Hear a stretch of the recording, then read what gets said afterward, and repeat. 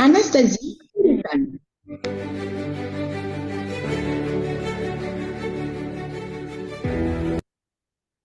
Amen, amen, amen. Est-ce qu'on peut acclamer le Seigneur pour la Amen. vie Amen, de amen, Sandra? amen. Démutons nos micros et acclamons. Bravo, bravo la régie. Amen. Amen. Amen, amen, amen. Amen, amen, amen. Et prophétesse Anastasia, c'est une joie pour moi de vraiment de t'accueillir au milieu de nous. Sois bénie encore et encore et sois libre en tout cas de nous apporter ce que le Seigneur a mis dans ton cœur. Alors à toi la parole. Amen, alléluia, gloire à Dieu. Amen. Amen. Encore bravo à toutes les femmes de feu, alléluia, pour vraiment votre Amen, amour. amen, amen. Amen, On n'a pas bravo. lâché. Oh là là, merci Saint-Esprit.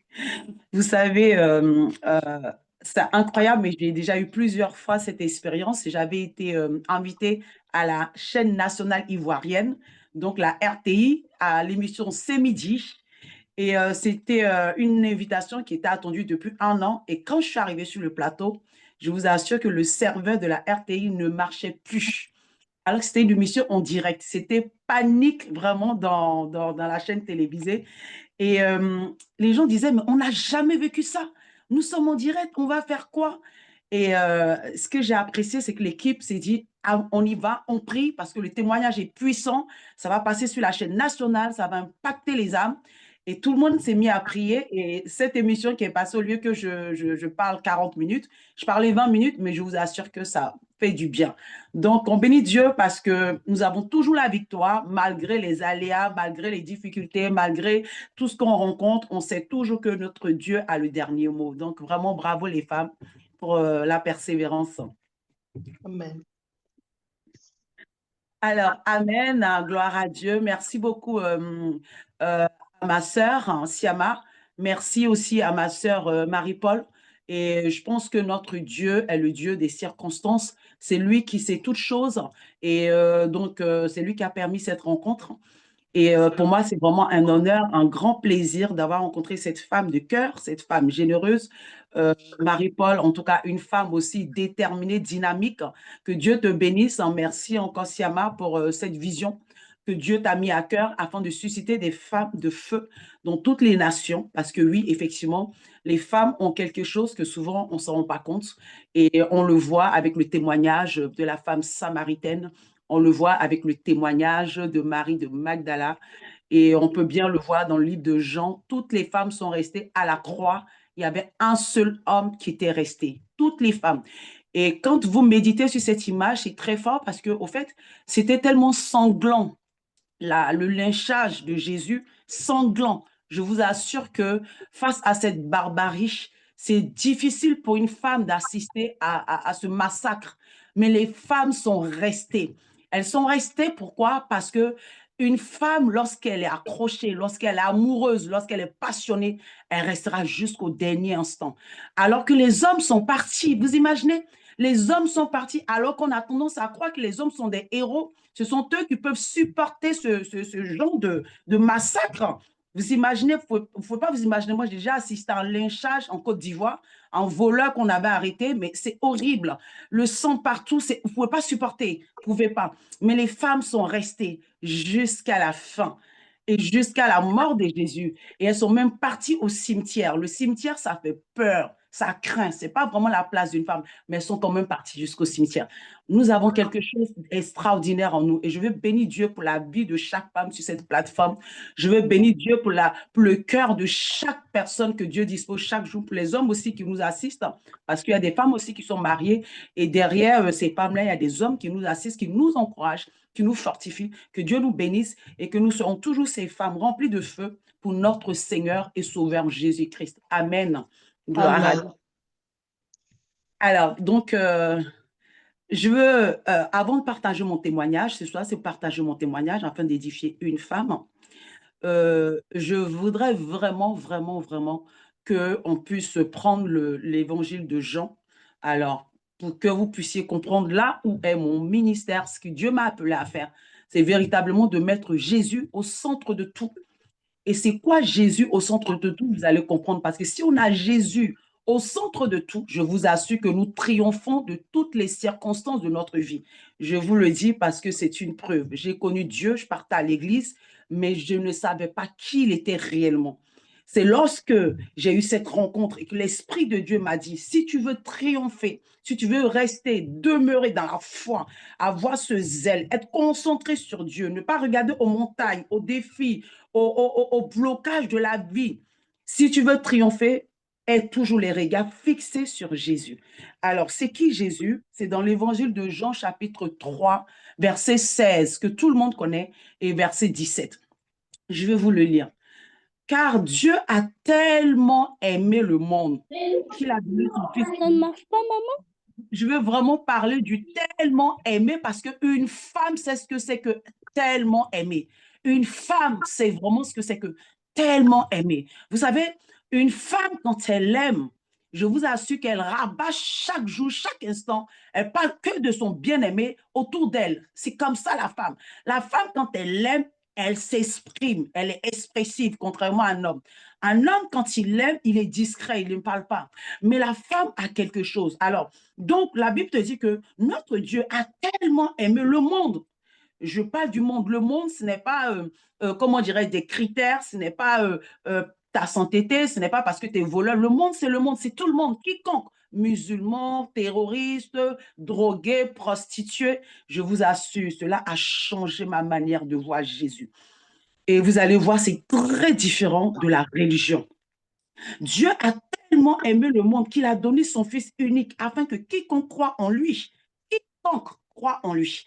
Parce que Jésus, il ne vient pas, le quiconque, ce n'est pas, on ne vient pas faire un CV de ton arrière-plan, c'est-à-dire de savoir ce que tu as fait avant, parce que dans la religion ou dans le système du monde, on va classifier.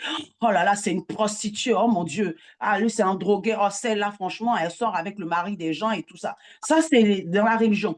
Mais Dieu, il ne met pas de titre. Il dit le monde, il t'appelle le monde, tu fais partie du monde. Qu'il a donné, c'est-à-dire son Fils unique. Verset 17, Dieu n'a pas envoyé son Fils dans le monde pour condamner le monde. Dieu n'a pas envoyé Jésus pour condamner le monde, mais pour sauver le monde par lui. Ah ça m'a délivré, bien-aimé. Dieu n'a pas envoyé son Fils dans le monde pour condamner le monde. Dans d'autres versions, moi j'ai la version française courante, dans d'autres versions, c'est Dieu n'a pas envoyé Jésus pour juger le monde, mais pour sauver le monde. D'ailleurs, c'est parce que Jésus est venu sauver qu'il s'appelle Sauveur. Il s'appelle Sauveur. Bien-aimé, j'ai connu Jésus-Christ, je le connaissais, mais moi, on m'a annoncé un Dieu, lorsque j'étais adolescente, un Dieu tyran, un Dieu bipolaire, un Dieu qui, je ne sais pas, c'est-à-dire, il y a des jours quand tu fais des bonnes choses, voilà, Dieu est content de toi, et quand tu fais des mauvaises choses, Dieu est fâché contre toi. Et moi, c'est ce Dieu-là que j'ai essayé vraiment de par toute ma volonté sincère de plaire. Donc, j'ai voulu toujours plaire à Dieu. Comme beaucoup de personnes cherchent tout le temps à plaire à Dieu. On ne peut pas plaire à Dieu de par notre propre moyen. C'est impossible. Impossible. Il y a une seule personne qui plaît à Dieu, c'est Jésus.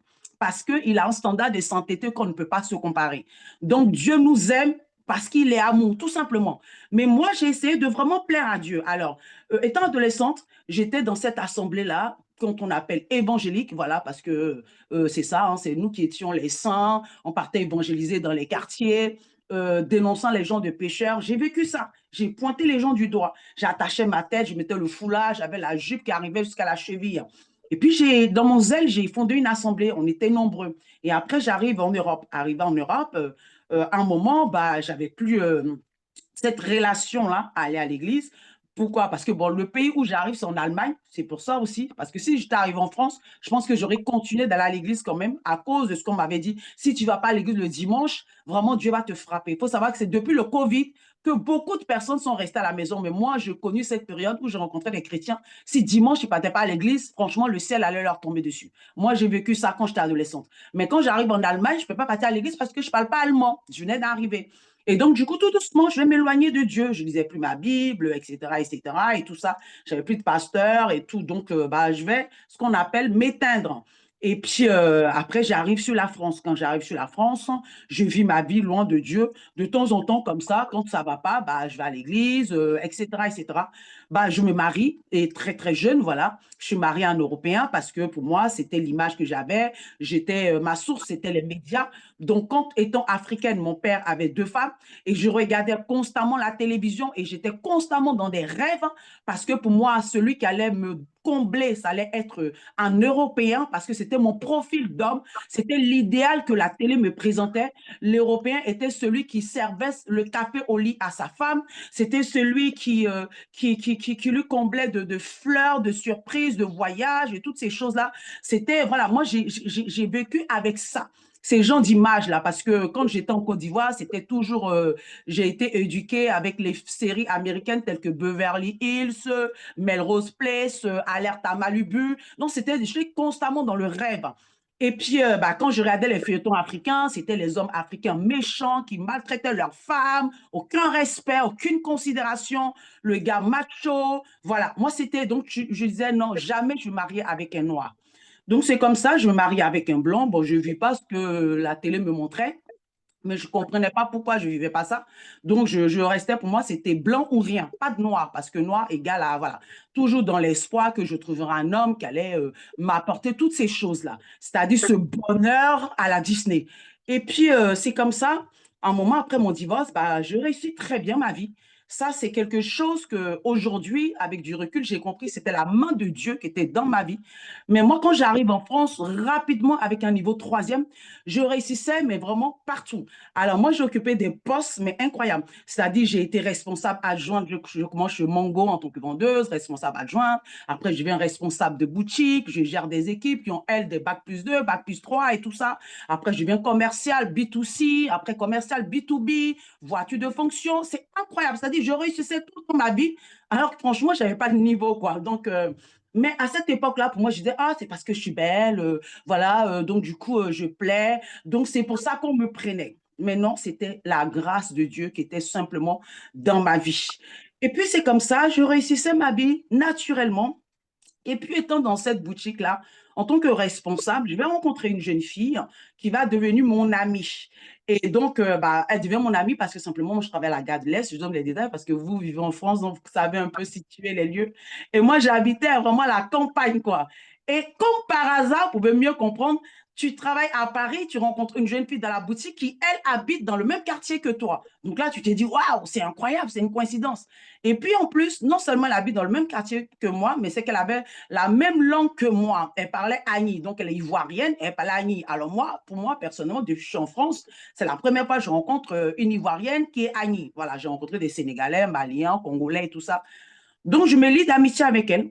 Et puis, j'arrive chez elle, elle est dans un pavillon. En Côte d'Ivoire, on appelle ça une villa. Elle est dans un pavillon, elle vit seule. Donc, vraiment, elle avait un train de vie où, franchement, c'était waouh.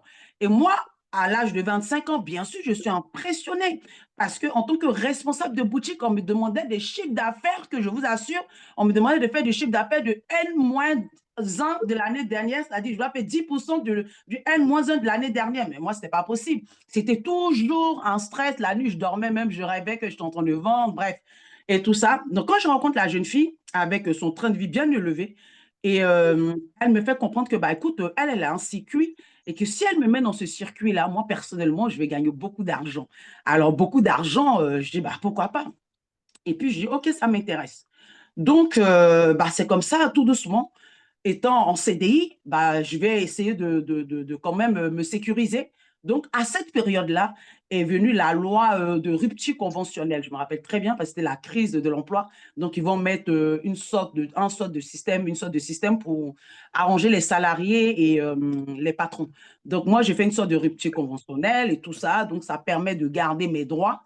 Et bah oui, parce qu'elle veut me montrer un circuit, mais moi, je ne sais pas. C'est vrai que je suis curieuse, mais quand même, je suis méfiante. Et je me mets au chômage. Et quand je me mets au chômage, tout de suite, je la suis. Et quand je la suis, on se retrouve où ça? On se retrouve en Allemagne. Quand on arrive en Allemagne, dans un premier temps, c'était les travails de nuit. Donc, c'était dans un club de striptease.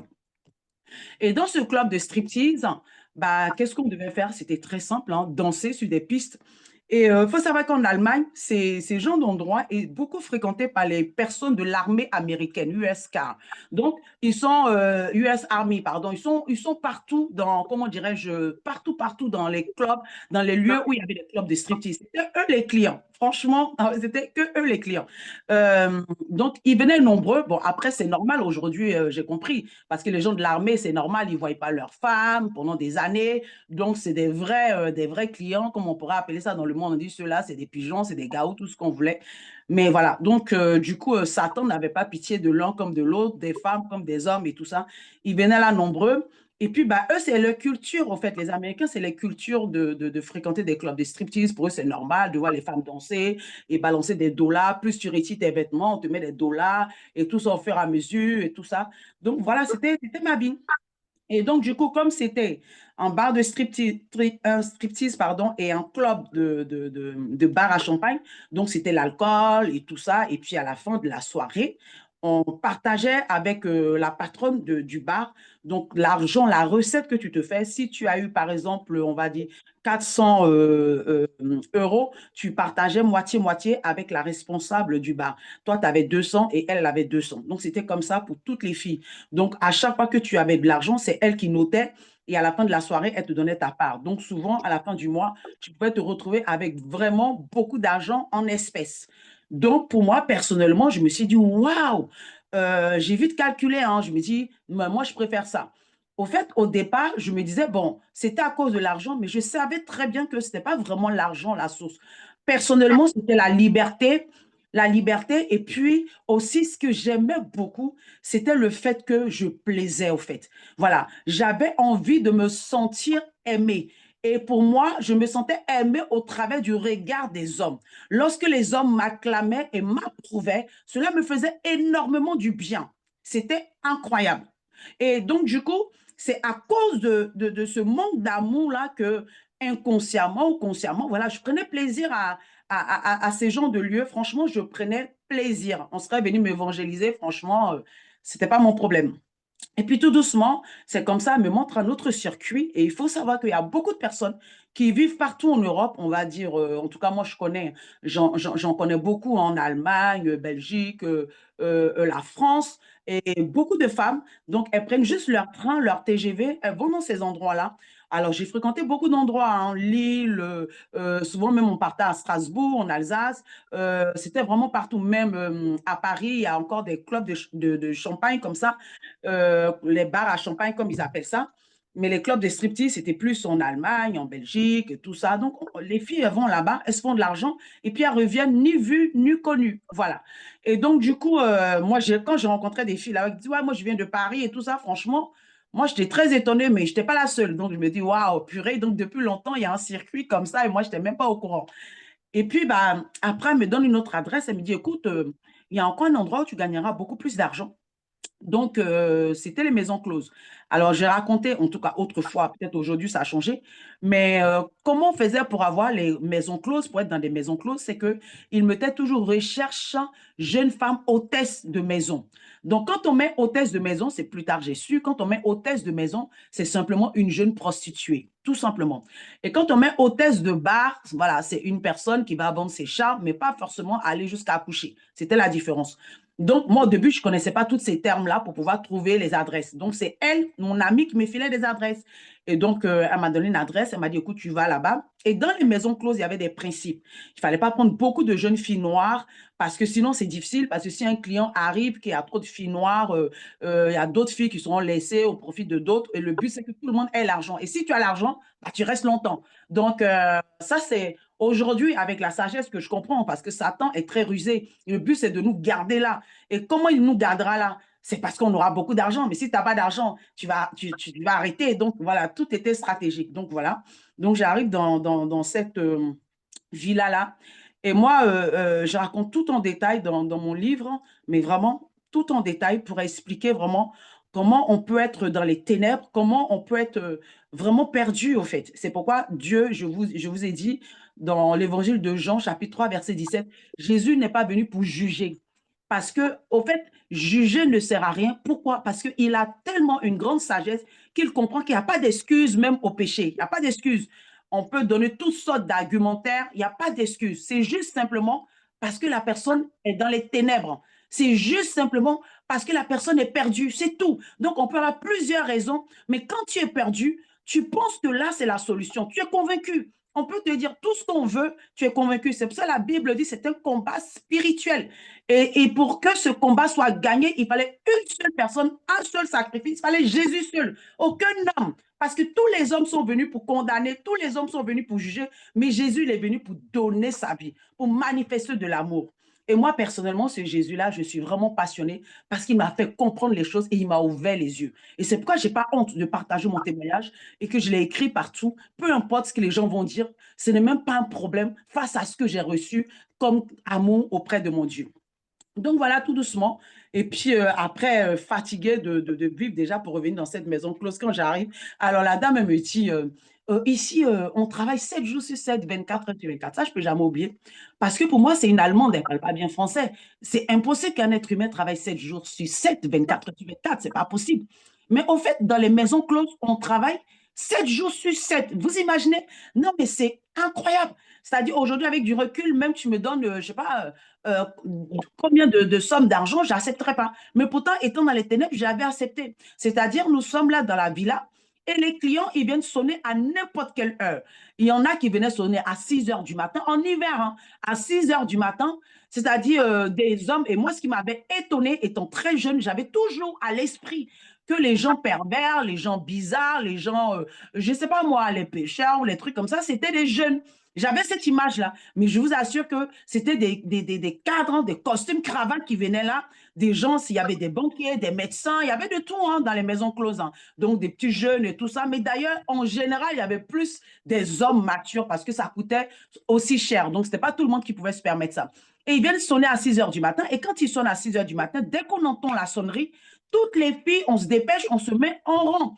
Et on était en lingerie fine, c'est-à-dire qu'il fallait être la plus sexy possible, la plus visible possible, donc la plus vulgaire possible, pour qu'on puisse t'appeler, t'interpeller. C'était comme ça. Donc, on a arrêté là, on avait un menu comme ça, c'était un menu sexuel dans toutes les maisons closes. Il y a un livre, bon ça c'est mon iPad, mais il y a un livre comme ça de chaque acte sexuel où le client, il est assis dans un fauteuil et puis il a déjà choisi l'acte sexuel et tout ça, et puis bah, il choisit la fille.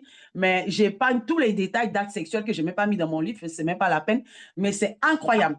Et puis, 10 heures du matin, d'autres qui venaient sonner à 10 heures, c'est-à-dire à 14 heures, à 20 heures, à minuit, à 2 heures du matin, aussi longtemps que ça sonne. Si ça sonne toutes les 10 minutes en une journée, tu es foutu. C'est comme ça. Souvent même, ça te saoulait que ça sonnait parce que tu avais juste envie de dormir. Mais on ne dort pas là-bas. C'est-à-dire, dès que ça sonne, tu te réveilles. Donc, si tu commences à dormir, par exemple, à minuit, parce qu'il n'y a pas de client, quand tu commences à dormir à minuit, qu'il n'y a pas de client, tu commences à intercéder qu'il n'y a pas de client qui viennent. Mais si à minuit 10, un client sonne, vous vous réveillez. Et donc, pour pouvoir tenir, qu'est-ce qu'on faisait? On prenait de la drogue. On prenait constamment de la drogue. Et donc, on signifiait à chaque fois et tout ça, pour pas dire de nom de drogue. Et beaucoup d'alcool. Et il y avait des filles là-bas, moi je me rappelle très bien, il y a des filles là-bas, elles étaient là au moins depuis 6 mois. Elles étaient là. Et elles me disaient, elles m'expliquaient comment ça fonctionnait, que ici, franchement, si tu restes longtemps, tu auras l'habitude, en fait, tu auras des clients qui te seront fidèles. Et quand ces clients vont être fidèles, c'est dans le temps que tu vas te faire vraiment un gros pactole et tout ça. Mais moi, je me disais, mais je vais rester 6 mois ici, même ne serait-ce qu'un mois et tout ça. Et bref. Et puis, au bout de quelques temps, je n'ai pas du tout apprécié cette manière de fonctionner parce que à chaque fois, les clients sonnaient, il fallait t'arrêter là et il fallait chercher à ce que, comment dirais-je, le client puisse te draguer. Moi, je n'aimais pas ça. Moi, ce que j'avais apprécié, c'était le club de striptease parce que le club de striptease, chaque fille avait son passage. Et là, tu avais tous les hommes qui t'acclamaient. Alors que dans les maisons closes, j'avais l'impression que tu étais arrêté là.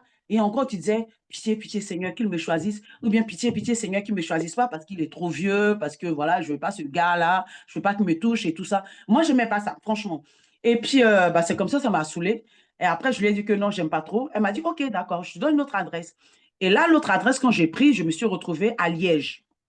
Alors, je ne savais pas du tout, en général, tu ne sais pas du tout où tu vas. Hein. Tu sais juste que tu as répondu à une annonce, tu as téléphoné, on t'a dit oui, on a besoin d'une jeune fille, vous êtes noire, tu te décris, tu dis bah, je suis noire, ok, on n'a pas de filles noires dans notre maison, vous pouvez venir. Et je ne peux jamais oublier. Alors, cet endroit-là, franchement, je dis le nom, j'assume et tout ça, ça s'appelait le New York.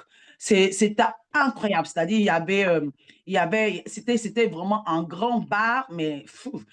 Et je suis dans le taxi et quand j'arrive à Liège, pendant que je suis sur le boulevard, moi, j'avais jamais été en Belgique et j'avais jamais été à Liège. Donc, du coup, je suis sur le boulevard. Pendant que le véhicule, le taxi est en train de rouler, je vois des femmes à gauche et à droite du boulevard qui sont dans des vitrines et pratiquement nues. Et moi, je suis choquée. Donc, comme une bonne Africaine, moi, j'ai jamais vu ça en Afrique et même pas en France. Donc, je me disais, mais c'est quoi ça? En fait, et dans mon esprit, j'étais vraiment choquée. Mais bon, j'arrivais pas à comprendre en fait ce qui se passait. Et je suis dans le taxi et le taxi, il va à l'adresse qu'on a donnée. Et ben dans l'adresse, on arrive dans le bar, le New York. Et ben le bar, c'était un bar à striptease et un bar à jeunes filles aussi dans les vitrines, pardon. On fait de tout. Donc, je me dis, attends, ce bar a des vitrines, c'est-à-dire que j'allais exposer dans une vitrine. Et moi, tout de suite, dans mon esprit, je dis, ah non, jamais de la vie. Donc, du coup, j'arrive là, puis la dame, elle m'explique, donc c'est du 3 à 8 ans. Il y a une équipe du matin, une équipe de l'après-midi, une équipe de nuit. Et moi, je dis, bah non, je ne suis pas venue avoir un emploi du temps. Moi, j'aime bien ma liberté. J'aime bien faire ce que je veux. C'est quoi cette histoire où tu es du matin de 7h à 14h ou 14h30 et après, il y a une équipe de 14h30 à 22h, il y a une équipe de nuit. C'est quoi ça? Moi, je ne veux pas. Et tout. Et puis, bah, on est dans la vitrine. On n'est jamais seul. On est toujours à deux. Et dans la vitrine, tu es la plus vulgaire possible, comme je dis toujours, la plus sexy possible. Et là, même la responsable du bar, c'est elle-même qui investissait dans les vêtements qu'on devait porter pour vraiment mettre la concurrence parce qu'il n'y avait que des bars de filles à vitrine pour que nous, on soit les meilleurs bars. Et donc, du coup, tu es arrêté là pendant la journée et tu as toutes les voitures qui passent. Et là, dans la journée, je me dis, attends, mais je rêve. C'est en pleine journée. Attends, moi, je vais pour me prostituer, je le fais discrètement. J'ai des parents qui ont des moyens. Moi, Dieu les a bénis. Franchement, voilà, mes parents même me faisaient venir de l'argent, beaucoup d'argent et tout ça. J'avais aucun problème. Pour eux, ils ne savent même pas que je suis dans ces genres d'endroits. Et voilà que je suis carrément en pleine journée dans une vitrine pratiquement nue. Ainsi, un frère, un cousin, j'en sais rien, j'avais plein d'imagination, alors qu'aucun membre de ma famille risquait d'être en Belgique, à Liège. Mais ça tournait dans mon esprit, ça tournait dans mon esprit. Et je ne supportais pas. Et cette journée, franchement, je ne suis pas restée. À la fin, je suis partie voir la dame, j'ai dit non, non, non, franchement, je ne peux pas. Je ne peux pas rester là. Non, je ne veux pas. Et c'est comme ça, j'appelle mon ami, je lui dis que non, j'aime pas ce truc-là. Elle m'a dit, OK. Et puis après, je lui ai dit, de toute façon, ça me saoule parce que j'ai parcouru, j'ai fait plein de choses. On essaie là, on essaie là. Et j'étais jamais, je ne sais pas, pourtant, je rencontrais des filles qui étaient là depuis 2 ans, d'autres qui étaient là depuis 5 ans. Et moi, je ne sais pas, il y a un truc qui, bof, je ne sais pas, je causais avec les filles, mais j'ai l'impression que non, bof, et tout ça. Et puis, je lui dis, finalement, ça me saoule. Je sais pas. Moi, j'aimais beaucoup travailler. J'étais très ambitieuse. J'aimais ça. J'étais passionnée par ça. Et donc, du coup, elle me dit, bah, écoute, ce qu'on va faire, je vais te donner une adresse. C'est en France. Comme ça, tu n'auras pas besoin de voyager. Et puis, en France, c'est plus facile. OK. Et donc, elle me donne une adresse. Je dis, ça me va. Et bien là, c'était à la place de l'Étoile. Donc, bon, on arrive là-bas, c'est en soir. Bon, on est bien habillé, hein. Et puis, on met des vêtements de rechange dans un sac. Et arrivé là-bas, dans la voiture. Donc, moi, j'avais la voiture. Donc, arrivé là-bas, on se change dans la voiture, donc on devient la plus, voilà, et tout ça. Mais pas comme dans les bars ou pas comme dans les maisons pas comme dans les maisons closes. C'est-à-dire, tu devais être sexy, mais il fallait qu'on voit l'élégance. Il fallait vraiment qu'on voit une femme, voilà. Et pourquoi? Parce que, au fait, quand on était à la place de l'Étoile, il y avait la police qui était constamment là en train de faire des rondes. Et mon amie, elle m'a dit, ici, on n'a pas le droit de faire ça, c'est interdit. Et effectivement, c'est vrai que plus tard, j'ai su que le racolage était strictement interdit en France sous peine d'amende et tout ça, et d'emprisonnement. Donc, on n'avait pas le droit. Malgré que c'était interdit, toutes les jeunes prostituées, on avait des techniques. Donc, la technique, c'était que tu marches sur le long de la place de l'Étoile et tu fais genre, tu fais les magasins et tout ça. Et puis, ben, les clients, quand ils passent en voiture, ils vont te repérer, ils t'arrêtent. Et une fois qu'ils t'arrêtent, une fois qu'ils s'arrêtent là, toi, tu montes rapidement dans la voiture. Donc voilà, donc c'était ça le système. Et puis bah, c'est ce qu'on faisait. Donc les soirs, on partait là, il y avait tout type de personnes, hein, franchement, des Italiennes, beaucoup d'étudiantes, des Camerounaises, en tout cas, il y avait tout type de personnes, voilà. Et des personnes, des femmes mariées, des femmes qui travaillent et tout ça. Souvent même, on te refusait même que tu viennes t'arrêter sur ce trottoir. Chaque fille avait son trottoir. Alors moi, j'ai découvert tout ça, j'ai halluciné. Donc, tu viens t'arrêter là, la fille te dit, non, tu n'as pas le droit de t'arrêter ici, ici, c'est mon trottoir, c'est mon secteur et tout ça. Donc, après, j'ai compris que les filles, qu'est-ce qu'elles faisaient? Bah, elles mettaient beaucoup de médicaments, de gris-gris, parce que chaque fille avait un marabout. Donc, moi, j'ai été initiée à ça. Tu appelles un marabout, il va t'envoyer, comment dirais-je, des techniques, il va faire des incantations, des produits, tu verses là sur ton trottoir, au moins, tu es sûr que les clients, ils vont t'appeler n'importe quoi. Enfin, bref, c'était ça ma vie, hein. Et, et donc, du coup, c'était la guerre du territoire et tout ça. Et puis bah, je sais pas, je me rendais même pas compte du risque que je prenais, hein, parce que tu venais que la nuit, c'était que dans la nuit. Et quand la voiture s'arrêtait, tu montais dans la voiture. Donc, tu sais pas où tu vas. Et tu sais pas ce qui va se passer. Si même à la fin de l'acte, est-ce qu'il te donnera même de l'argent? Tu sais pas. Mais tu as une telle conviction que, voilà, moi, le gars, je monte dans sa voiture. À la fin, il me donnera de l'argent. Parce que c'est lui qui est au volant, hein, c'est pas toi. En fait, aujourd'hui, avec du recul, je me dis, mais attends, mais est-ce que je me rendais compte du grave danger que je prenais? Parce que le gars, il est au volant, il aurait pu même se détourner même de la trajectoire, rouler très très loin, aller dans un pays, te kidnapper, te tuer avec tout ce qu'on entend, les trafics d'organes et tout ça. Mais j'avais aucune conscience de la valeur de ma vie. Aucune conscience. Tout ce qui m'intéressait, c'est de faire ce qu'on m'avait dit, faire comme les autres, avoir de l'argent. Et puis, c'est pour ça que je dis aux gens, mais est-ce que vous vous rendez compte? Est-ce qu'on s'en rend compte? Est-ce que l'Église s'en rend compte? Comment les gens sont dans les ténèbres? C'est pourquoi Dieu nous appelle la lumière, pour qu'on puisse aller les réveiller des ténèbres. Parce que quand tu es dans les ténèbres, tu ne t'en rends vraiment pas compte, au fait. Et puis, euh, et puis voilà, jusqu'à ce que, bah, à un moment, j'étais fatiguée. Franchement, ça me saoulait cette vie-là. Je dis, bon, moi, c'est bon, j'arrête. Donc, pour arrêter, qu'est-ce que je faisais? Bon, après, on avait ce qu'on appelait les escort girls et tout ça. Donc, tout doucement, on essaie toutes sortes de techniques, on découvre toutes sortes de trucs. Et moi, je bénis Dieu parce qu'à cette époque-là, je n'avais pas ce que les gens appelaient petit portable parce que c'est plus tard, on a su ça. J'en suis sûre que j'aurais été même dedans.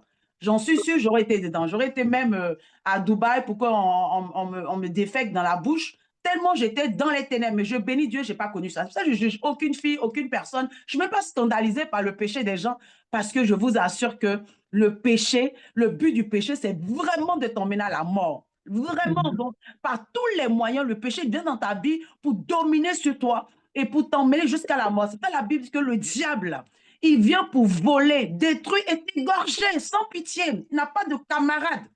Te voler tout doucement ta paix, ta joie, ta dignité. Et il va t'emmener. Le terminus de cela, c'est la mort. C'est pour ça qu'on dit le salaire du péché, c'est la mort. Et Jésus dit, moi, je ne suis pas comme ça. Moi, je suis venu simplement dans le simple but de te donner la vie en abondance. La vie, c'est quoi? C'est la paix, la joie. C'est quoi? C'est le témoignage intérieur, la sérénité. C'est tout ça que Jésus est venu donner, mais gratuitement, sans forcer. Sans forcer. Et moi, personnellement, c'est Jésus-là, je vous assure que je parlerai que de lui parce qu'on ne m'avait jamais parlé de lui comme ça.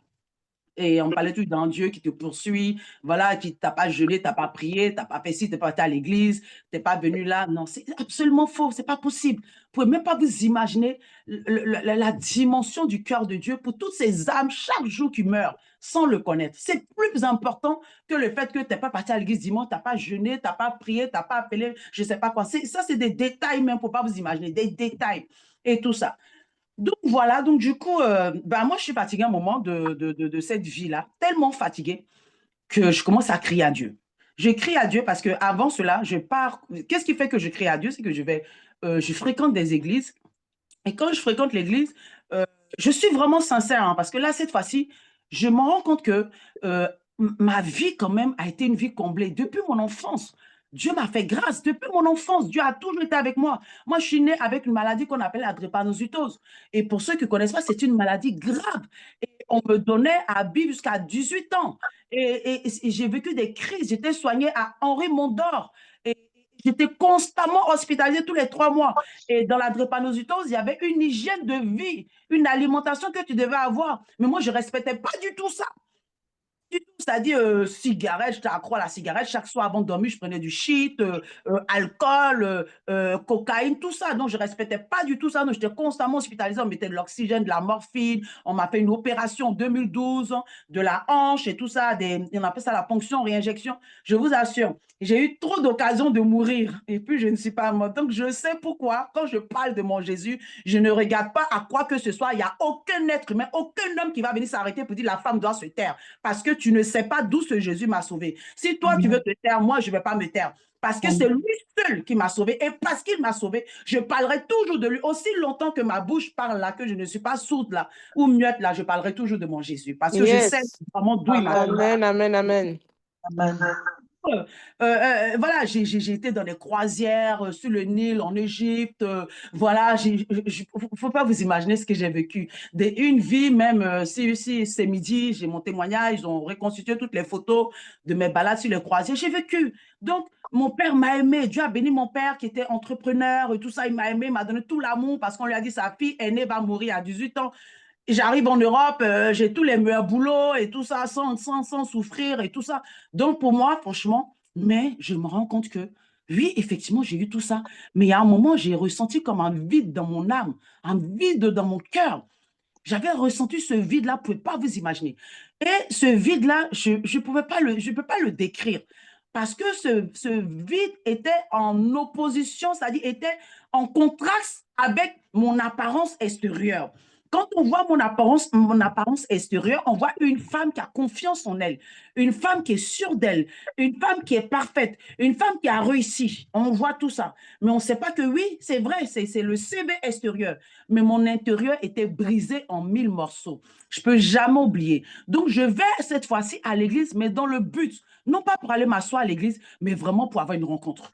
Pour moi, je me disais, non, c'est pas possible. Je savais qu'il y a un Dieu qui existait, mais je me disais que ce Dieu-là, je ne le connais pas. C'est sûr, je ne le connais pas. Je voulais véritablement le connaître. Et comme je dis toujours aux gens, que moi, étant vivante en France, et je bénis Dieu pour ça, parce que si je vivais en Côte d'Ivoire, je pense que je serais limitée. En tout cas, je parle pour ma part.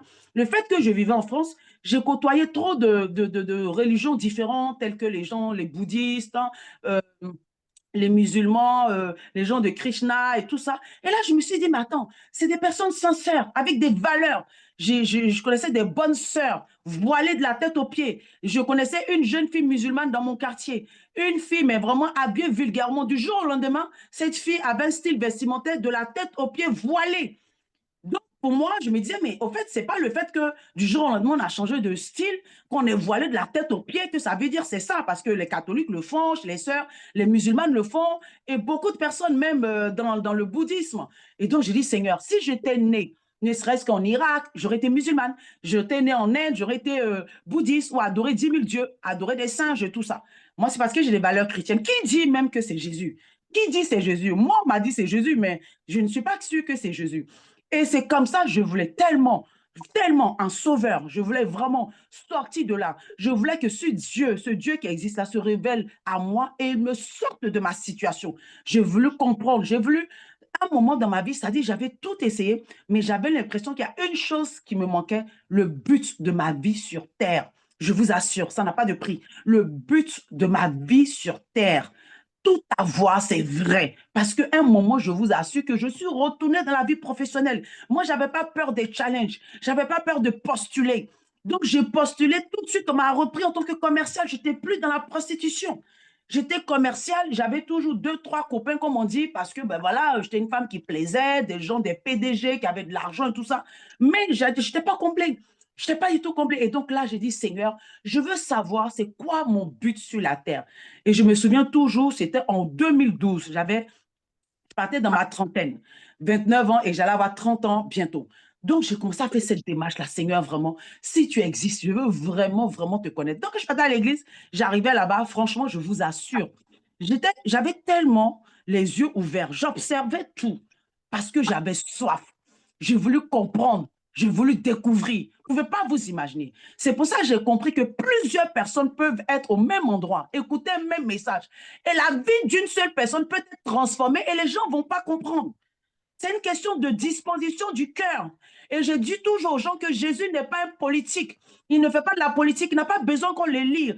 comme les politiciens, ils vont toujours raconter des beaux discours, ils ont besoin de la foule, je vous assure. Dans la politique, on a besoin de la foule. Plus tu vois la foule, plus tu te sens en confiance. Tu te dis, c'est sûr, je vais gagner. Jésus n'a pas besoin de ça. Mais seul cœur disposé. Si on voit que Jésus fait un détour pour aller rencontrer une pécheresse, une femme qu'on appelle samaritaine. La samaritaine, c'était une païenne, une idolâtre. Mais Jésus, ça ne l'a pas dérangé. Il connaissait le cœur, le besoin de cette femme. Il s'est détourné pour aller là-bas. Vous imaginez, vous verrez un politique se déplacer pour une personne, jamais de la vie. Jamais. Mais Jésus l'a fait parce que c'est un cœur assoiffé qu'il cherche, je vous assure. Et je l'ai toujours dit aux gens, ayons toujours un cœur assoiffé. C'est le plus important. Peu importe ce qui se passe autour de nous, dans nos églises, partout, restons concentrés et disons à notre Dieu, je veux te connaître. Parce que la Bible dit, celui qui me cherche véritablement de tout son cœur, me trouve. Et si tu as trouvé Jésus, tu comprendras le but de ta vie sur terre. Amen, amen, amen. Yes. Et j'ai dit à Jésus, je veux te connaître. J'ai dit à Dieu, je veux savoir où tu es. Je veux savoir où tu es. Et si tu existes, si tu es dans l'islam, si tu es dans le bouddhisme, moi j'étais prête. Je m'en fous, peu importe que c'est mes parents qui m'ont dit c'est Jésus. Moi, toi, ce que tu vas me dire, c'est là où je vais suivre. Parce que demain, quand je vais mourir, là, je ne vais pas dire oui, c'est mon père qui m'a dit, c'est Jésus, ou bien c'est ma mère. Je vais assumer. Et donc, c'est comme ça, quand je fais cette prière, quelques temps après, j'étais allée rendre visite à une amie. Et dans cette chambre-là, j'aurais jamais pensé. Elle-même, elle était plus pieuse que moi. Hein, parce que moi, j'étais dans les églises, toujours, on me parlait de cure d'âme. Ils ont fait ma cure d'âme. Je disais, mais c'est quoi toutes ces choses? Il faut jeûner 3 jours. On va chasser les démons. J'avais des personnes qui m'ont enlevé tout ça. Je ne croyais pas ça. Je ne croyais pas, mais j'ai fait quand même. Parce que c'était la procédure de leur église. Ils m'ont même baptisé. Ils voulaient me rebaptiser parce que toi, tu es baptisé chez les catholiques. Comment t'immerger, te plonger dans l'eau, dans je ne sais pas quoi. C'était toujours des débats. Moi, je ne comprenais pas. Je vous assure, je savais qu'il y avait plus que ça parce que je me suis soumise à tous ces principes-là, mais je n'étais pas comblée. Je n'étais pas comblée. Et chez cette sœur, quand j'étais couchée, j'aurais jamais pensé que ça allait être le rendez-vous qui allait radicalement changer ma vie. Lorsque je suis couchée là, pendant cette nuit, voici Jésus qui m'apparaît. Lorsque Jésus m'apparaît, je suis tellement choquée parce que lors de cette apparition, je vous assure que j'étais convaincue que j'étais morte. J'aurais jamais pensé être vivante, même pour... J'aurais jamais souhaité... Mon téléphone, si je le retrouve, qui a dit ça. Mon téléphone a disparu, c'est bon, vous me le retrouvez.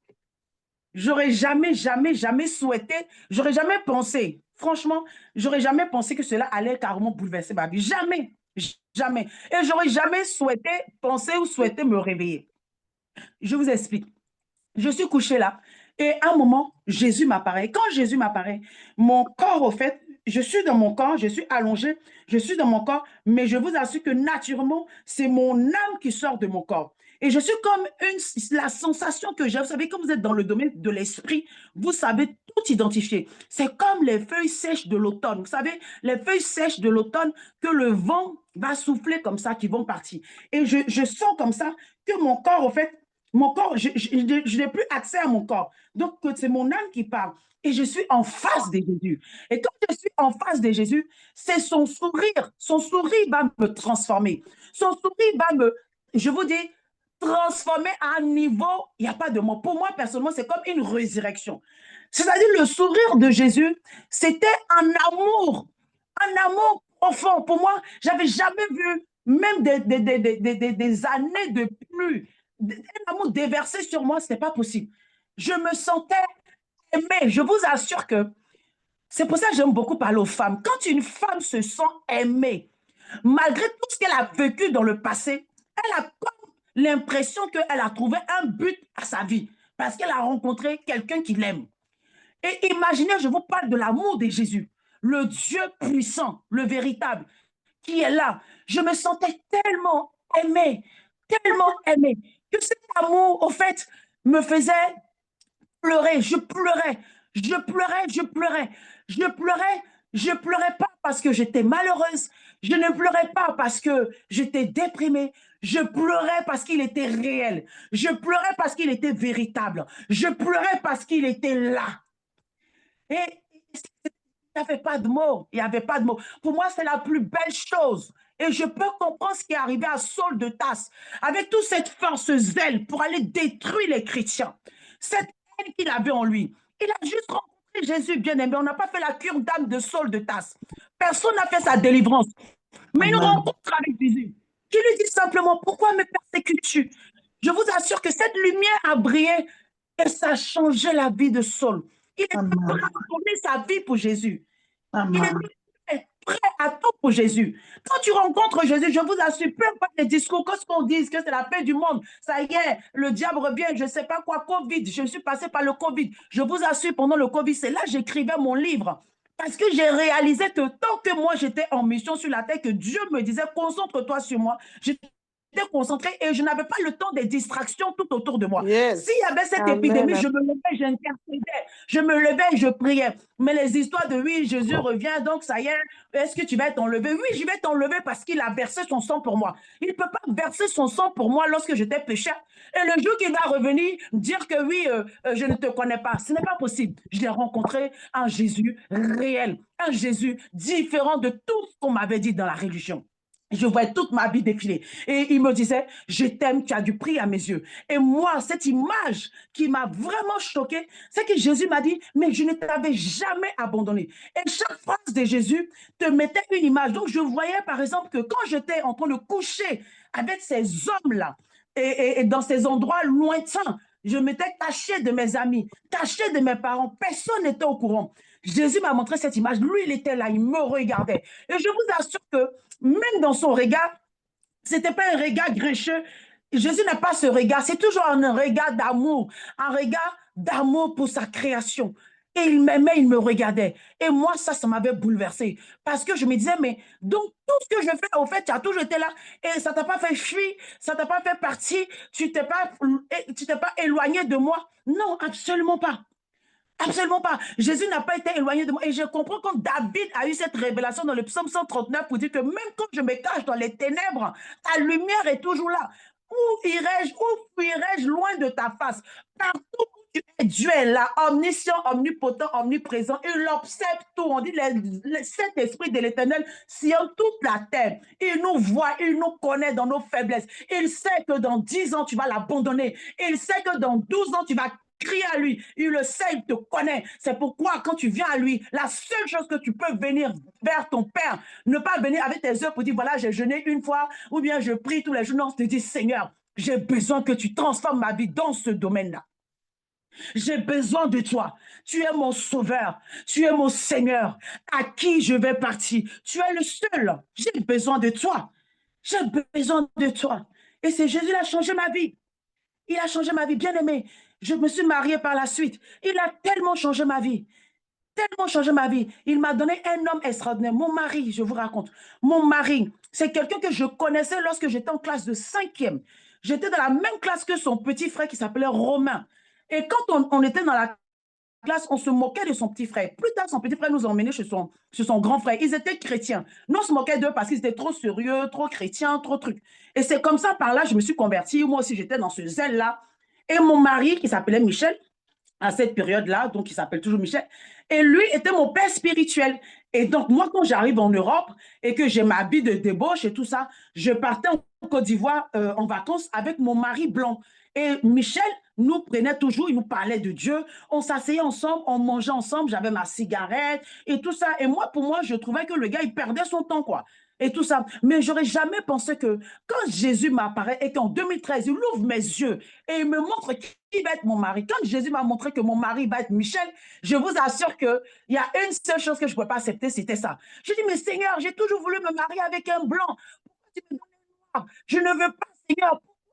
Pourquoi? Je vous assure que Dieu m'a donné tout, des dons de vision, dans le prophétique, dans tout. C'est-à-dire, j'entends facilement la voix du Saint-Esprit. C'est une grâce. Il m'a donné ça afin que je sache qu'il sera toujours avec moi, qu'il ne m'abandonnera pas.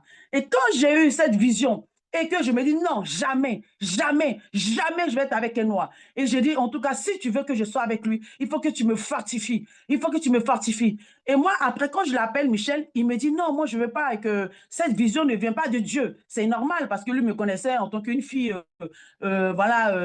cigarette, tout ça. Donc, il n'avait pas cet aspect de ma vie et cette expérience que j'avais vécue, il ne connaissait pas ça.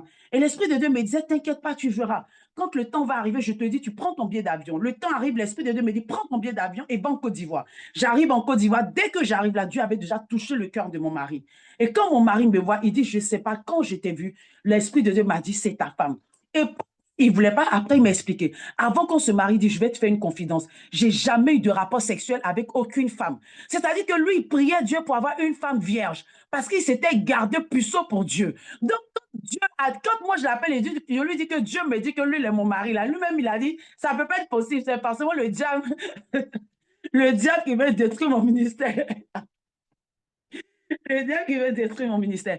Mais non, c'était Dieu. Donc, Dieu avait touché son cœur. Et en plus, il avait donné, lui aussi, il avait donné sa liste à Dieu. De la même manière que moi, j'avais donné ma liste à Dieu, je voulais un blanc, qui a la crainte de Dieu, comme ci, comme ça. Lui aussi, il avait sa liste. Il voulait une chantre. Il voulait, comme on l'appelle ça, une vierge. Moi, je ne chantais pas, je n'étais pas vierge. Donc, donc voilà. Donc, du coup, enfin, bref, quoi. Et puis, c'est comme ça, on va se marier. Et cet homme, je vous assure, je l'ai connu en tant qu'adolescent.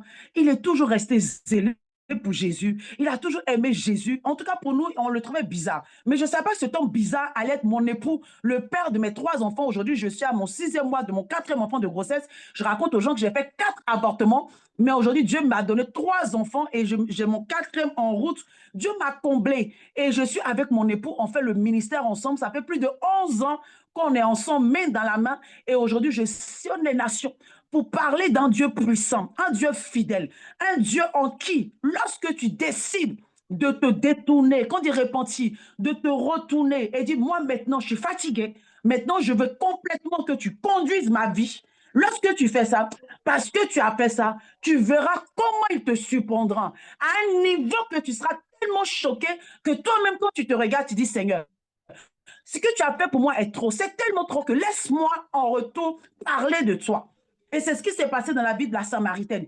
Tellement qu'elle avait été comblée là. C'est-à-dire maintenant, cette femme était différente. Je n'ai plus besoin de me mettre en mini-jupe pour recevoir un bonheur venant d'un homme esthuré. Ça ne m'intéresse plus. Mon corps est précieux.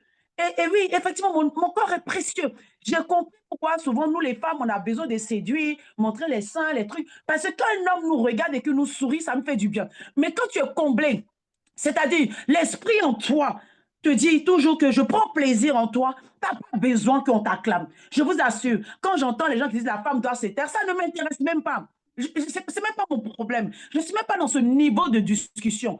Tellement celui qui en moi chaque jour me dit, vas-y, ne te tais pas, parle de moi, parle de moi, parle de moi. Parce que la personne qui sera fatiguée se reconnaîtra et viendra à moi. Parce que cette œuvre est une œuvre spirituelle. C'est moi l'Esprit de Dieu, le consolateur, le Dieu de gloire, le Dieu de bonté. Je suis venu pour sauver ceux-là qui sont perdus, ceux-là qui sont fatigués. Je vous assure, il n'y a pas besoin de se fatiguer, transpirer pour aller évangéliser, pour aller dans des débats qui n'ont ni queue ni tête, dans des distractions. On est concentré sur notre Jésus, notre Sauveur, notre Créateur. Que Dieu vous bénisse. Amen, amen, amen, amen. Wow, c'est déjà fini. Amen, amen, amen, amen. Waouh, waouh, waouh. Est-ce qu'on peut démuter nos micros et acclamer le Seigneur pour la vie de la servante? Amen. Amen, amen, amen, amen. Vraiment, vraiment, waouh, waouh, waouh. Wow. Bon, j'avoue que ça a été un peu rapide quand même. Merci Jésus. On commençait vraiment à s'asseoir, vraiment. En tout cas, on bénit le Seigneur. Alors, on a pas mal de... J'ai pas mal de questions. Si vous avez des questions, mettez-les dans les chats et je vais prendre le temps de poser les questions à la servante de Dieu. L'une des premières questions qui m'a été remontée, servante de Dieu, dites-moi comment avez-vous fait par rapport au regard des gens aujourd'hui, par rapport à votre passé, le regard des gens, parce que les personnes, même dans vos témoignages, moi je sais quand j'ai fait l'affiche, il y en a qui m'ont écrit, ah oui, quand même, de la prostitution à la prédication, waouh. On a l'homme charnel a toujours l'impression, est-ce qu'elle a vraiment changé? Mais est-ce que vraiment tous ces esprits-là sont vraiment partis? Comment avez-vous fait en fait pour être au-dessus des regards des autres, du jugement du passé? Bah, parce que, au fait, simplement, il y a une seule personne qui m'a jugée Et le mot juger n'est pas forcément négatif. On peut te juger coupable comme te juger non coupable. Et donc, du moment que Jésus m'a jugé non coupable, pour Amen. moi, c'est le plus important. Je vous assure que le jugement de Jésus est plus important que ce que les gens vont penser. Vous savez, lorsque Saul a été transformé, la Bible dit que aussitôt, il n'est pas retourné à Jérusalem. Parce que s'il retournait à Jérusalem, les gens n'allaient pas accepter son témoignage. Et quand vous lisez, vous allez voir, c'est dans le livre de Galates, chapitre 1, il le dit que c'est 14 ans après qu'il est retourné à Jérusalem. Et quand il retournait à Jérusalem, il y a eu des prophéties. On voit bien les 4 filles vierges qui lui disaient, oui, ne va pas, de Philippe. Il disait, non, ne va pas, sinon, voilà. Il y a d'autres qui disaient, oui, l'homme qui ira, que les mains sont liées, voilà ce qui va se passer et tout ça. Saul est parti. Donc, Paul devait retourner parce que le Seigneur lui a dit, retourne et rends témoignage de moi. 14 ans après, hein, c'est quelqu'un qui persécutait les chrétiens. Malgré qu'il est retourné et qu'il a rendu témoignage pour dire, vous savez qui j'étais. Je persécutais les chrétiens et j'ai rencontré Jésus. Donc, celui qui persécutait, aujourd'hui, ne persécute plus. Mais qu'est-ce que les gens disent? Lapide-le. Les gens n'ont pas accepté son témoignage. Et c'est comme ça, Jésus lui a dit, mais va à Rome. Le but, c'est pas que les gens, c'est pas ce que les gens pensent de nous. C'est ce que Dieu pense de moi. Et si on ne sait pas ce que Dieu pense de nous, c'est grave. Parce que si on attend de savoir ce que les gens pensent de nous, on ne fera jamais l'œuvre de Dieu. Jamais. Amen, amen. Merci beaucoup.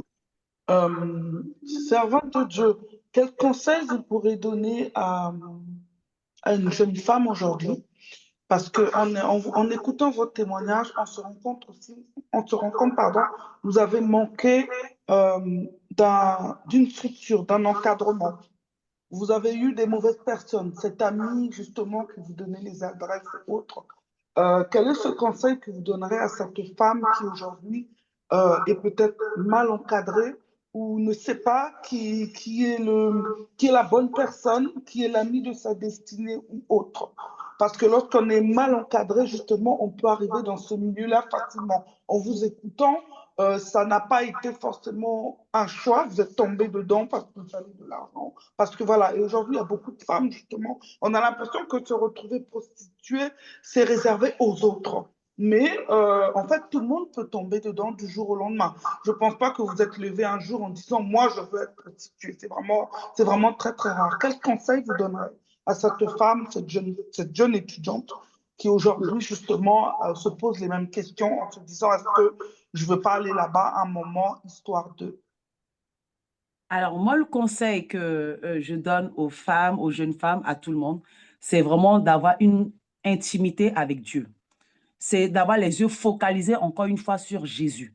C'est très important parce que si on décide d'être en Christ, c'est-à-dire quand on dit que Jésus est mon Seigneur et qu'il est mon Sauveur et mon Seigneur, c'est de savoir ce que mon Seigneur dit parce que le Seigneur, c'est un maître. Et c'est très important parce que moi, c'est la Bible qui a radicalement transformé ma vie. Je suis partie vraiment de gloire en gloire. Pourquoi? Parce que je m'étais rendu compte que les disciples marchaient avec Jésus, mais ils ne l'ont pas pleinement connu comme Paul. Donc, on peut marcher avec Jésus, on peut le connaître même, c'est-à-dire on peut même avoir une vision de Jésus et ne pas grandir, on ne pas prendre une croissance spirituelle. C'est pour ça qu'on voit bien avec l'église de Corinthe, on voit bien que c'est des personnes, certes, qui ont reçu Jésus, mais qui n'ont pas grandi. C'est pour ça qu'on voit toutes sortes de débauches. Et moi, constamment, je méditais ma Bible, constamment, je lisais ma Bible. Et quand je lis ma Bible, la Bible dit, David qui était jeune, il a dit, la révélation de ta parole m'éclaire. Donc, c'est la lumière de la parole de Dieu qui va te conduire parce qu'il est écrit que ne vous y trompez pas. Les mauvaises compagnies corrompent les bonnes mœurs. Moi, ça, là, quand j'ai vu ça dans la Bible, c'est clair.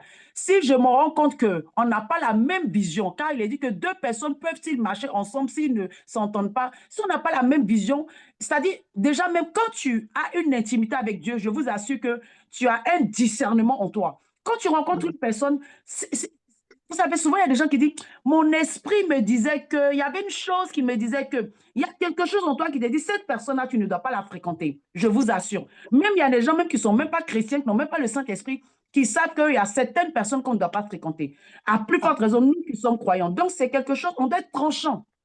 Tranchant parce que c'est sensible. C'est pourquoi Paul a dit que le péché qui nous assaille facilement, c'est trop sensible. Et le but aussi, ce n'est pas forcément d'avoir une mauvaise rencontre. Même les réseaux sociaux, les médias, la télé, tout ça, ce sont des sources de mauvaises rencontres.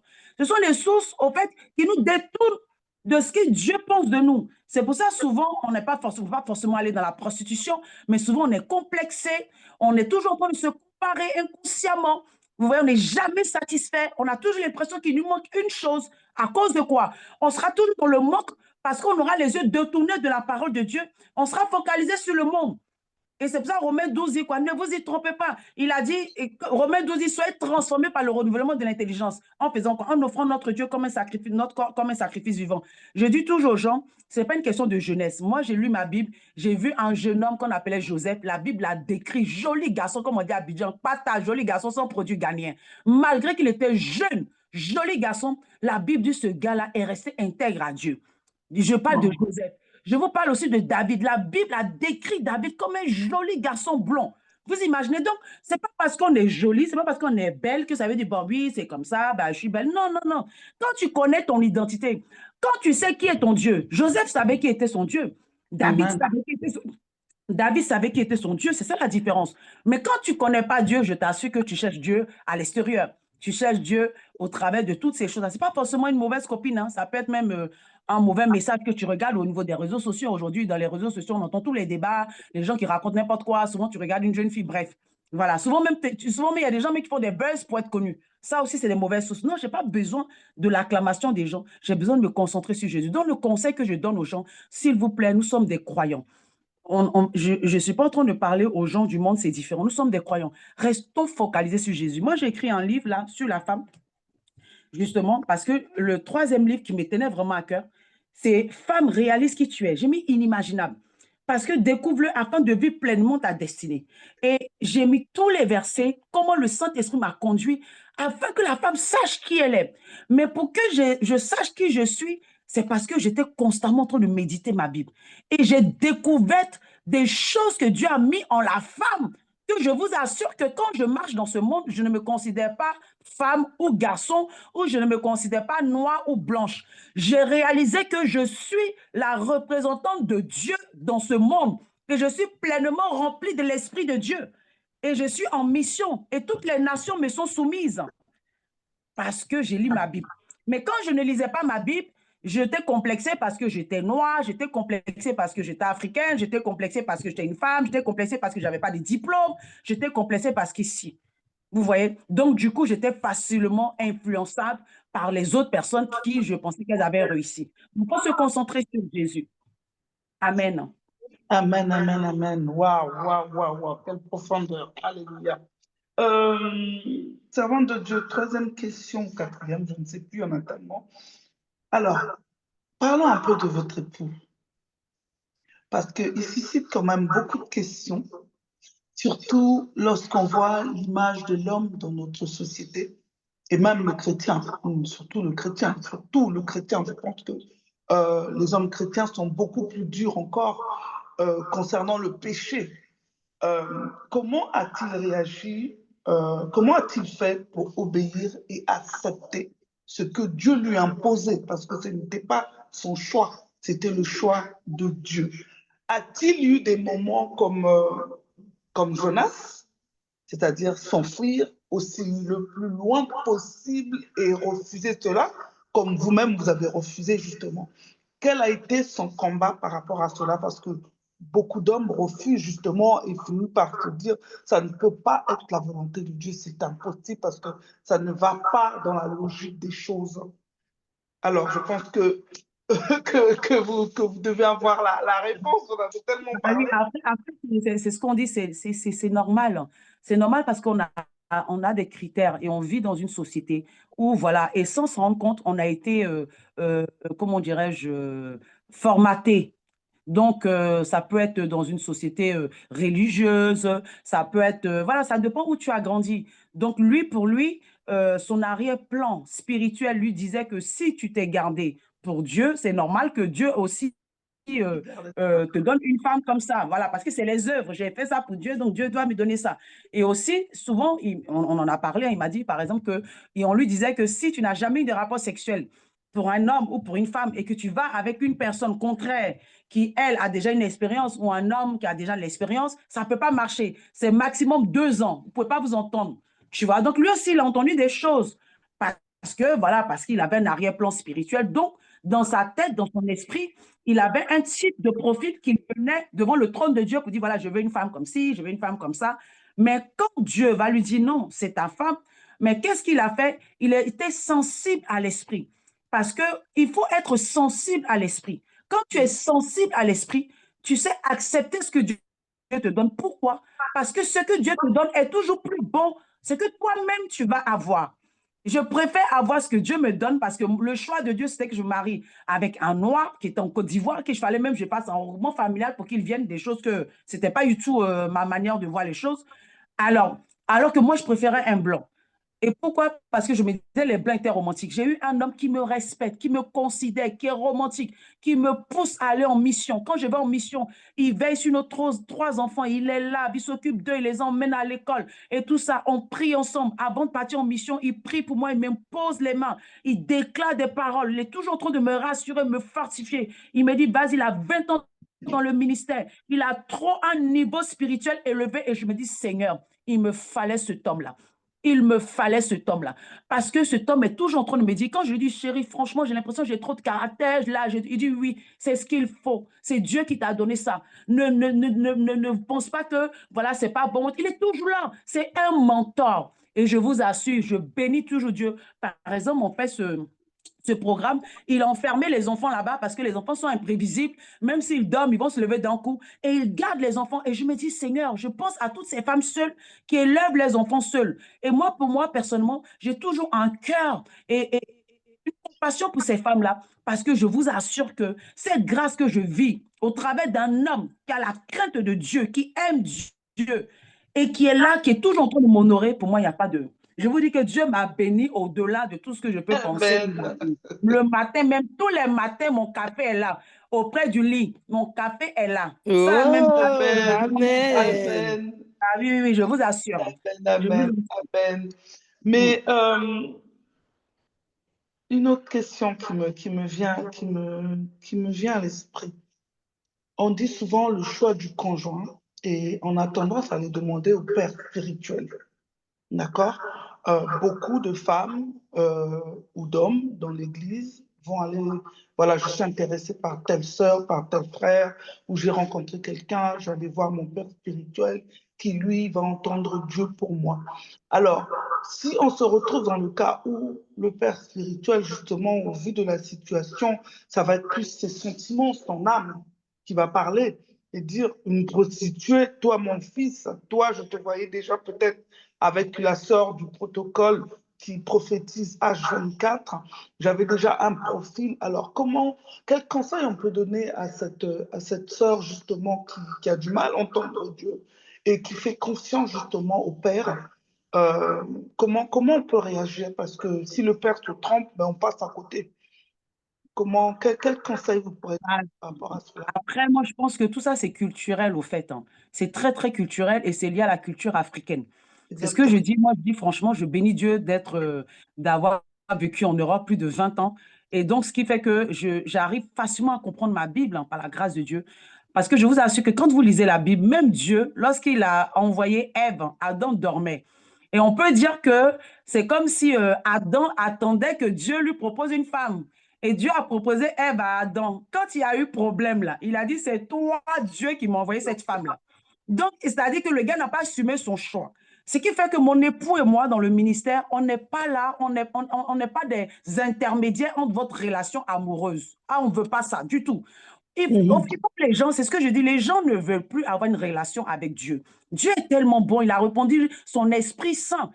Il dit, je répondrai de mon esprit sur toute chair, toute chair. Il n'y a pas d'intermédiaire. Sous la loi de Moïse, dans l'ancienne alliance, il y avait un intermédiaire. Mais sous la grâce, il n'y a pas d'intermédiaire. L'Esprit de Dieu habite en tout le monde. Ayons juste confiance au Saint-Esprit. C'est ça le problème. Parce que, en ce qui concerne les relations sexuelles, les relations amoureuses, là, je vous assure, il n'y a pas fait de dire prophétie ou quoi que ce soit. Il faut que tu puisses interroger Dieu et avoir la peur du cœur parce qu'on ne finit jamais de connaître un être humain. Mets toujours sa confiance en Christ.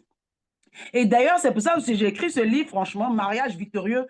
Et j'ai dit, c'est possible de vivre l'impossible. L'impossible, parce que la vie à deux, là, c'est une vie d'impossible. Ça, on ne va pas se mentir. Mais avec l'Esprit de Dieu en nous, ça devient possible. Amen. Tu vas commencer à rencontrer quelqu'un, tu vas venir me mettre dans ton histoire pour demander si c'est bon de Dieu, qu'est-ce que Dieu te montre sur la personne. Moi, c'est la seule chose où, franchement, je ne veux pas de responsabilité. Je veux bien prier pour une personne dans le cadre de la maladie, dans le cadre de savoir qui est la personne. Dieu m'utilise beaucoup dans le prophétique. Je peux facilement te dire qui tu es. Je peux facilement te dire ce que Dieu attend de toi. Tout ce que tu veux, mais viens pas me demander qui est ton mari. Et je ne veux pas cette responsabilité parce que le mariage, c'est quelque chose de très complexe. Il faut beaucoup d'humilité pour réussir son mariage. Il faut beaucoup de patience pour réussir son mariage.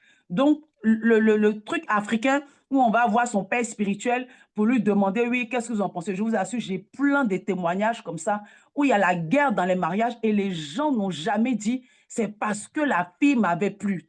Toujours, ils disent que c'est mon pasteur ou la prophétesse qui m'a dit. Toujours, hein, la prophétesse. Franchement, je vous assure.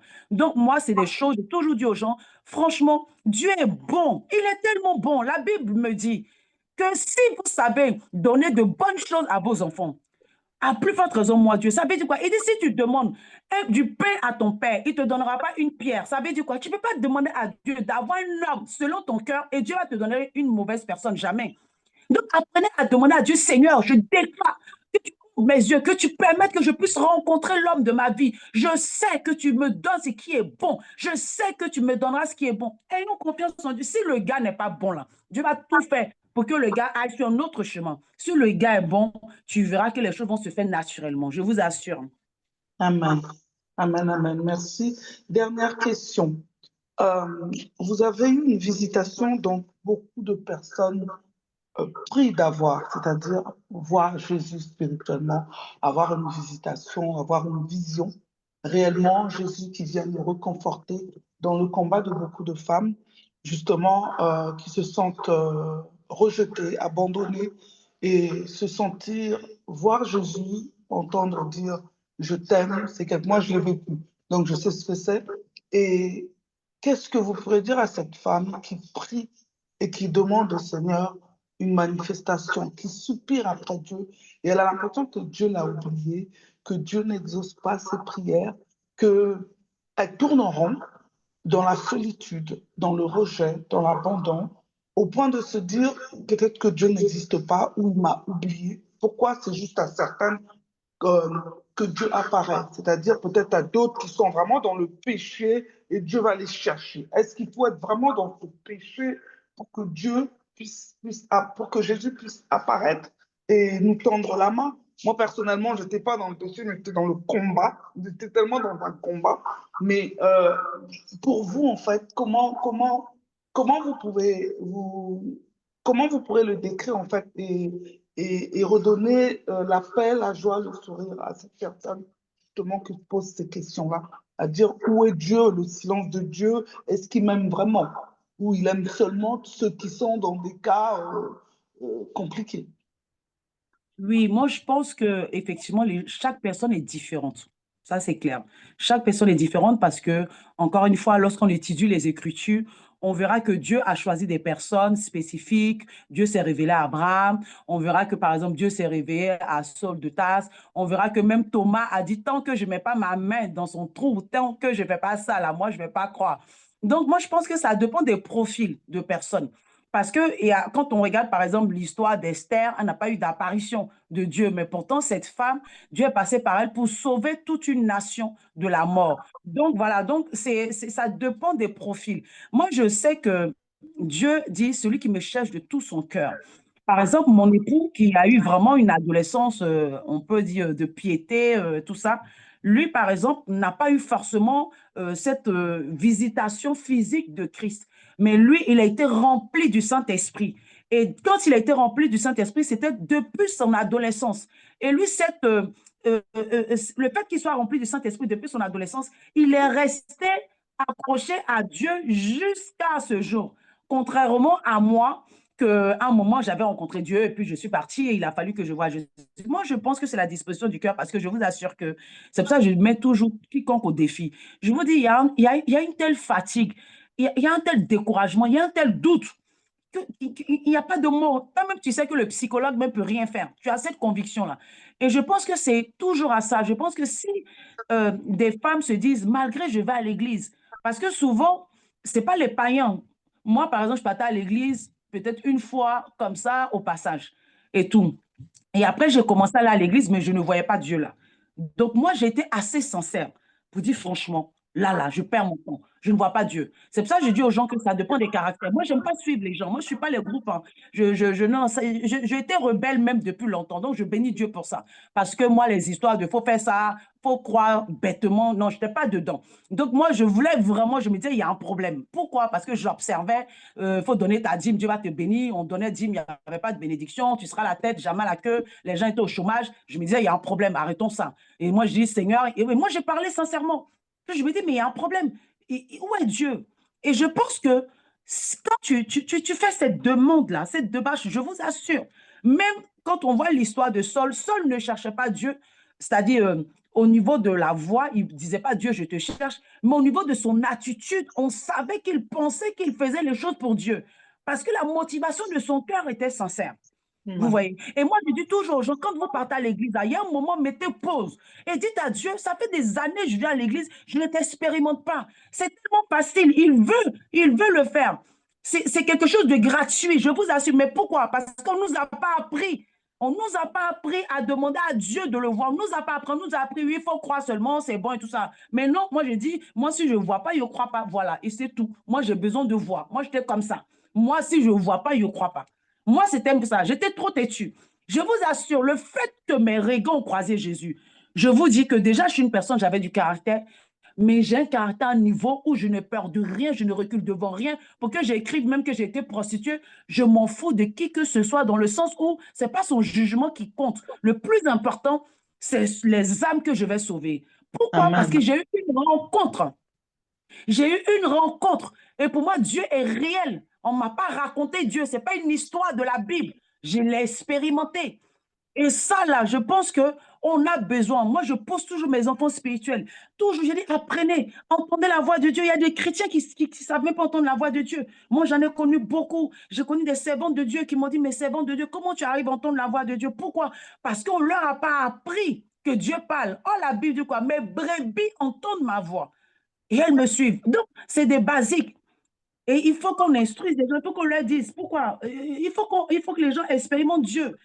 En fait, on nous a tellement dit, attends, mais tu sais, le grand Dieu, tu ne peux pas le voir comme ça. En fait, on nous a tellement, je ne sais pas, on pense que nous, on n'est pas capable de voir Dieu. Si, c'est pour cela que je pense que Jésus m'a fait la grâce, étant dans la prostitution, de se révéler à moi pour dire, c'est moi qui étais dans la prostitution, je n'étais pas sortie parce qu'il y a toujours des histoires, j'ai fait 21 jours de jeûne avant de voir Dieu. Donc Dieu est en train de démontrer qu'il faut juste le chercher avec ton cœur. Tu n'as pas besoin de tout ça. Il veut la sincérité. Moi, je n'ai pas eu besoin de jeûner pour voir Dieu.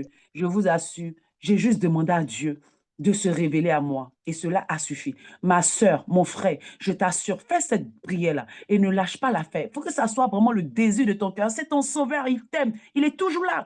Il est toujours avec toi. Il te voit tous les jours. Mais pourquoi toi, tu ne le vois pas? Il te voit tout le temps. Il faut aussi que tu dises de la même manière que je sais que tu es là et tu dis, je suis toujours avec toi jusqu'à la fin du monde. Ouvre mes yeux pour que je puisse te voir, s'il te plaît. Je t'assure. Fais cette prière et tu verras. Amen, amen, amen, amen. Nous sommes arrivés au terme de ce moment. Je veux juste vous redonner la parole pour pouvoir nous conduire dans un temps de prière avec cette onction, vraiment. Si vous pouvez encore bénir toutes ces femmes qui ont reçu quelque chose ce soir. Et je vous laisse la parole encore pour clôturer ce moment dans un temps de prière prophétesse. Saint-Esprit, je veux encore te dire merci. Merci encore pour ta plénitude dans notre vie. Merci encore pour ta grande fidélité. Je veux te recommander, Seigneur, ce soir, toutes les femmes, toutes celles-là même qui ont pris de leur temps, qui ont disposé de leur cœur, afin de pouvoir encore t'entendre parler au travers de ma bouche. Je veux déclarer, Seigneur, que tu puisses, Éternel, ouvrir les yeux de leur cœur. Oui, c'était la prière de Paul. Oui, ouvre les yeux de leur cœur afin qu'elles puissent véritablement voir quelle est la hauteur, la profondeur, la largeur, Père. Qu'elles puissent voir, qu'elles puissent véritablement expérimenter cet amour.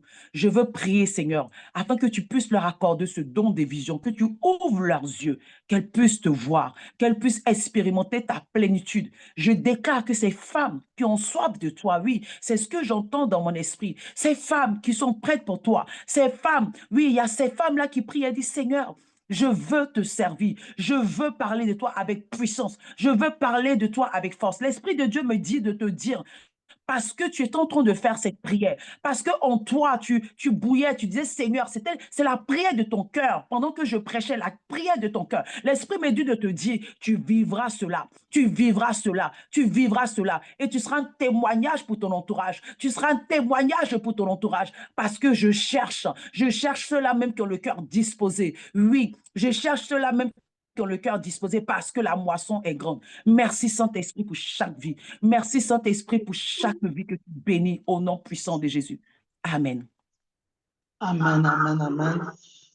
Nous allons juste élever la voix, démuter vos micros. On va bénir la servante de Dieu, cette bénédiction qu'elle a été pour nous ce soir. Donc, femme, je vous demandais de démuter vos micros et on va tous élever nos mains pour son foyer, sa famille, sur leur ministère, que le Seigneur les emmène encore au-delà, au-delà. Comme elle a dit, la moisson est grande, il y a peu d'ouvriers. Élevons la voix pour la servante. Merci, Seigneur, parce que Merci de naissance que tu nous as bénis, c'est par toi de ta servie. Te bénissons pour sa vie, te bénissons pour ton ministère, toute délivrance, Seigneur, c'est qui est ainsi, fait que tu nous bénisses, Seigneur. Accorde qu'il leur grâce, te bénissons, Seigneur. Te bénissons pour ce ministère, pour ce Seigneur, la coupe du Seigneur, au-delà de ce que nous pouvons penser, au-delà de ce que nous pouvons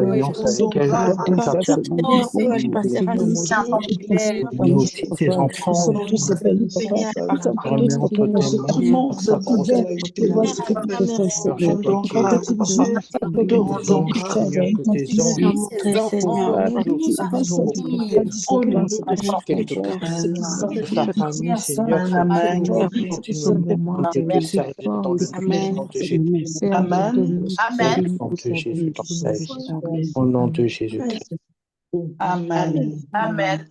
Prophétesse, je pense qu'on va reprogrammer encore un autre temps parce que et un temps de prière, de prophétie, je pense qu'on en a vraiment besoin sur cette plateforme, que le Seigneur nous fasse grâce. Avant de nous quitter, vous avez parlé d'un point très intéressant pour notre prochaine émission, qui est l'une des façons par lesquelles le Seigneur justement nous parle. Donc, je demandais à Précis de nous lancer en fait la fiche de la prochaine émission. Donc, notre prochaine émission, ce sera avec le pasteur Éric Lequeté de ICC Porto Novo. Comprendre le langage prophétique des songes le 8 avril. Donc, je bénis Dieu parce que ça va dans ce que la prophétesse vient de nous dire. Toi qui soupires à savoir comment je peux faire pour entendre Dieu. Eh ben, le pasteur Éric viendra nous expliquer, nous emmener dans ces profondeurs de la prophétie au niveau des songes. Amen. Amen. Amen, amen. Voilà, nous sommes arrivés au terme de ce moment. Nous rendons grâce au Seigneur. Soyez abondamment bénis, prophétesse. Merci pour la bénédiction que vous avez été ce soir. Amen. Et je veux encore vous appeler. On va rebloquer une date, mais cette fois-ci, je sens dans mon cœur un temps de prière, un temps vraiment tous ensemble dans la présence du Seigneur. Amen. Amen. Amen. Bonne soirée à tous. Amen. Soyez bénis. Et à bonne nuit. Shalom, shalom. À très bientôt. Shalom, soyez bénis. Merci. Femme de feu. My God.